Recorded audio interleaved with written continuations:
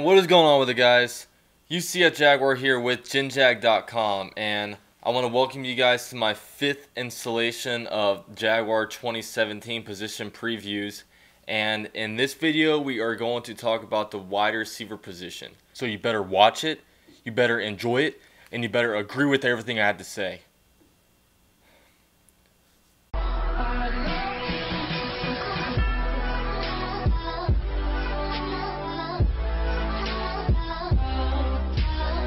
Now, when you try to determine what wide receivers will be on the Jaguars roster in 2017, you can pretty much pencil in 4 different guys, with Allen Robinson, Allen Hurns, Marquise Lee, and Dede Westbrook. Now, Allen Robinson and Marquise Lee are both going into their contract years, so Jaguars are most likely only going to re-sign one of these guys, and I would definitely go Allen Robinson. He just has the most upside, I think, of any of those guys. Obviously, he's shown the most on the field after 2015 when he had 1,400 yards and 14 touchdowns, but he digressed stat-wise in 2016 as he had 883 yards and 6 touchdowns. But there were a lot of things working against Allen Robinson. First of all, obviously, Blake Bortles' struggles hurt him a lot, and also on top of that, just the whole offensive struggles. He had a hard time holding onto the ball. He had a lot of drops, and he had a few drop passes that led to interceptions, and I thought he had very many pass interference calls that weren't favored in his way. The combination of those 3 things just led him to have a underachieving year this year. Now, he did have 883 yards, so he was only a little bit over 100 yards shy of a 1,000 yard season, but Jaguar fans really expected a lot more out of him, especially in the touchdown catches category. But with Blake Bortles, you never know how much can be attributed to Blake Bortles' struggles and all that. But next up, we'll talk about Marquise Lee. Now, if you're going to point out one positive about the Jaguars offense last year, it was the breakout of Marquise Lee. Now, a big reason why he was able to break out is because he didn't have any lingering injuries this year. His hamstring held up and he was able to play in all 16 games last year. During the years of 2014 and 2015, he combined for 613 yards and 2 touchdowns. But in 2016, he actually had more receiving yards than his first 2 years when he got 851 yards and 3 touchdowns. But as I said earlier, I think this will be Marquise Lee's last year on the Jaguars. Biflation. As I think the market will be able to pick him up for more money than the Jaguars would be willing to spend, especially after the next guy, Allen Hurns, already had a big 4-year, $40 million contract extension just the year before. But now that we're on the topic of Allen Hurns, we'll talk about him a little bit. Now, Allen Hurns is obviously a big fan favorite. He was in the same draft class as Marquise Lee and Allen Robinson. However, those guys went in the 2nd round, and Allen Hurns went in undrafted free agency, which was the reason why they were able to re-sign him to a contract after only had playing 2 years. Now, similar to Allen Robinson, Allen Hurns had a digression in his stats as he went in 2015 for 1,031 yards and 10 touchdowns, and then last year he had 477 yards and 3 touchdowns. Now, you can contribute part of this to the same reason as Allen Robinson, where due to Blake Bortles' struggles, but a lot of it was due to the fact that he missed 6 games last year. So, you know, when you're not healthy, you're obviously not going to be able to produce. But a lot of people worry about injury concerns with Allen Hurns, but I don't worry about injury concerns with him just because last year was really the first year where he missed multiple games due to injury. Now, the number 4 wide receiver on the Jaguars depth chart will be Dede Westbrook. He was a controversial 4th round pick out of Oklahoma for 2 different reasons. The first reason is because the Jaguar fans thought they would be looking more for an interior offensive lineman, and Dorian Johnson, a guard, was available at that spot. And the second reason why it was controversial is because he has a domestic violence history. Now, I'm guessing the Jaguars looked at this situation and saw that his issues were back in 2013 and 2014 when these things happened, And I guess they thought over the last 3-4 years he recovered from whatever happened back then. And they invested a 4th round pick in him. And a 4th round pick is a very important pick.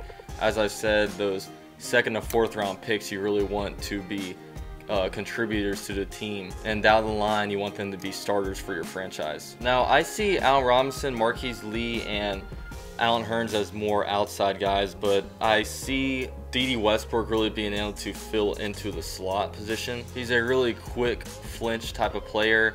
He's very quick. He ran a sub 4.4 40-yard dash at his pro day. And I also see him as potentially being our punt returner this year, because it's a wide open competition this year, and I think he has the skill set to really be hopefully our future punt returner for the next 4 or 5 years. And I think Westbrook is also going to be able to contribute as a runner from the slot, because that same motion play and the same reverse play that we see Marquise Lee run all the time, I think Westbrook is probably going to start running that play, just because I think he's a little quicker, and he'll be able to basically do that from the slot position, roll on over. So definitely look for him on reverse plays in the run game. And those are the top 4 receivers on the Jaguars wide receiver depth chart.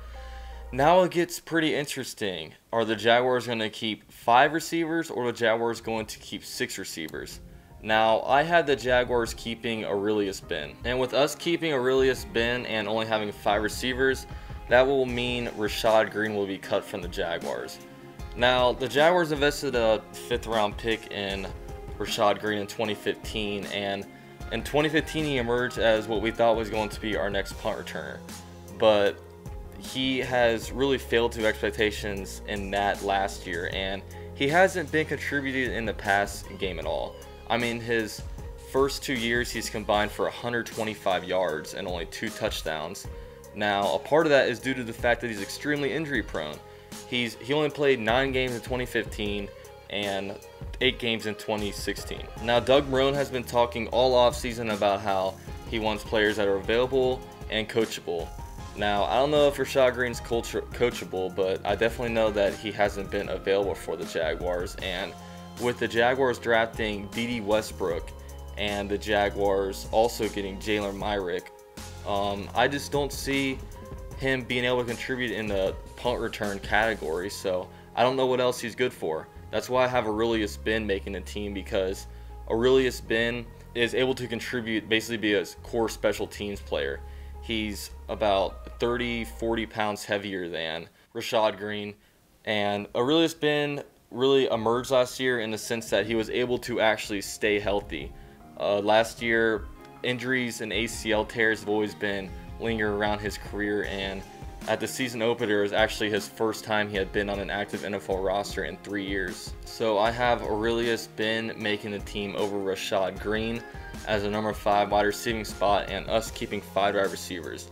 Now, before I end this video, I want to give you guys some players, some wide receivers you may want to look out for to potentially be roster spot sleepers and potentially practice squad players. Are Amba Etatawu out of Illinois and Kenneth Walker out of UCLA. Both of those guys are rookie undrafted free agents.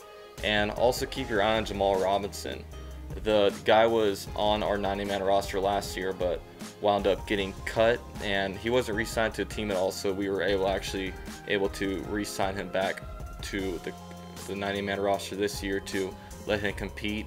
And this guy could potentially make the team as a special teams guy. He's 6'4", 205 pounds. He's a big dude, so I remember watching him at training camp last year, and I thought he was a very athletic dude. But yeah, that's the end of my video.